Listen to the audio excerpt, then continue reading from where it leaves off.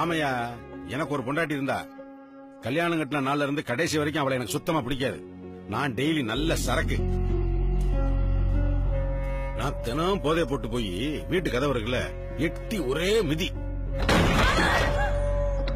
கதவு படார்னு அடிச்சு திரும்பும் அவ கால்ல. ஐயோ அம்மா நான் அலறி எந்திரிப்பா. அவ கால்ல கதவு பட்டு பட்டு கட்ட விரல்ல இருந்து கண்கால் வரைக்கும் புண்ணாயி போச்சு. கடைசி வரைக்கும் புண்ணு ஆறல. கால்ல துணியை கட்டிக்கிட்டு நொண்டி நொண்டி நடப்பா. ஆனா அவ ஒரு நாளும் படுக்கிற இடத்த மாத்துறதே இல்ல. நான் எட்டி முதிச்சுக்கிட்டு தான் இருந்தேன். ஏன்டா இப்படி எட்டி முதிக்கிறேன்னு என்னை ஒரு நாள் அவ கேட்டதில்லை.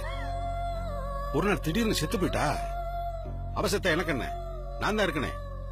பிரியாணி தான், சரக்கு தான். வழக்கம் போல தண்ணிய போட்டு கதவை போய் படீர்னு ஒரே மிதி. கதவு படார்னு அடிச்சு திரும்பிச்சு. ஐயோ அம்மா நான் அலறி எந்திரிக்கிறதுக்கு அவ இல்ல. ஐயோ அந்த சத்தம் கேட்கல. எனக்கு அன்னைக்கு ஒரு மாதிரி ஆயிடுச்சு. நான் எத்தனை மிதி மிதிச்சாலும் போதையில போகும்போது என்னைய சோறு விட்டு படுக்க வைப்பா.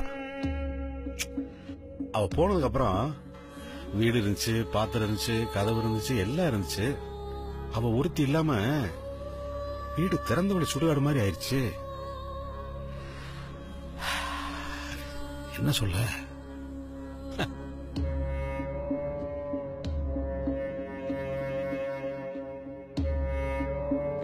அப்புறம் எனக்கு எல்லாமே லாரி தான்.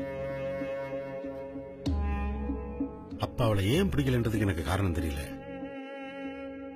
இப்ப அவளை நினைக்காம இருக்கவே முடியல. அதுக்கும் காரணம் என்னன்னு தெரியல.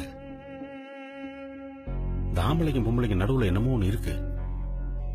அதை வாழும் போதே புரிஞ்சுக்கணும். என்னை மாதிரி இழந்துட்டு புலம்ப கூடாது. ஏண்டா குடிக்கிறேன்னு என்னை ஒரு நாள் அவ கேட்டதில்லை. ஆனா நான் குடிச்சேன். இப்ப கேட்கறதுக்கு நாதி இல்ல. ஆனா நான் குடிக்கிறது இல்ல.